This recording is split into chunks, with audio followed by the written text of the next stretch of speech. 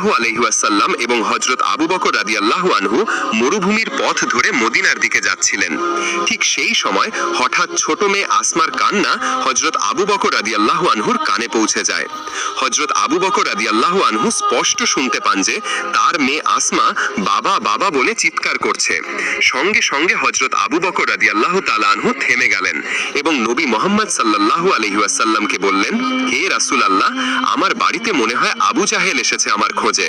আমাকে না পেয়ে মনে হয় আমার ছোট মেয়ে আসমার উপর অত্যাচার করছে। তখন নবী মুহাম্মদ সাল্লাল্লাহু আলাইহি ওয়াসাল্লাম কোমল স্বরে বললেন, হে আবু বকর, তুমি কি বাড়ি ফিরে যেতে চাও?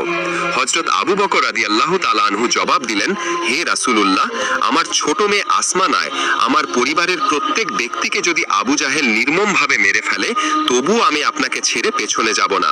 হে রাসূলুল্লাহ, চলুন, এক মুহূর্ত দেরি করা যাবে না, আমাদের মদিনার দিকে এগিয়ে যেতে হবে। এই বলে হযরত আবু বকর রাদিয়াল্লাহু আনহু এবং নবী মুহাম্মদ সাল্লাল্লাহু আলাইহি ওয়াসাল্লাম মদিনার দিকে এগিয়ে যেতে লাগলেন। অতঃপর চলতে চলতে এক সময় নবী মুহাম্মদ সাল্লাল্লাহু আলাইহি ওয়াসাল্লাম বললেন, হে আবু বকর, সুবহে সাদিক হয়ে গেছে, কিছুক্ষণের মধ্যেই সকাল হয়ে যাবে এবং সকালে কাফের সেনারা আমাদের দূর থেকে দেখতে পারে, তাই চলো কোনো এক জায়গায় আমাদের আশ্রয় নিতে হবে। তখন হযরত আবু বকর রাদিয়াল্লাহু আনহু বললেন, হে রাসূলুল্লাহ, সামনে একটি পাহাড় দেখা যাচ্ছে, সেই পাহাড়ের কোনো এক গুহায় আমরা আশ্রয় নেব। অতঃপর নবী মুহাম্মদ সাল্লাল্লাহু আলাইহি ওয়াসাল্লাম এবং হযরত আবু বকর রাদিয়াল্লাহু আনহু সেই পাহাড়ে চড়লেন। তখন হযরত আবু বকর রাদিয়াল্লাহু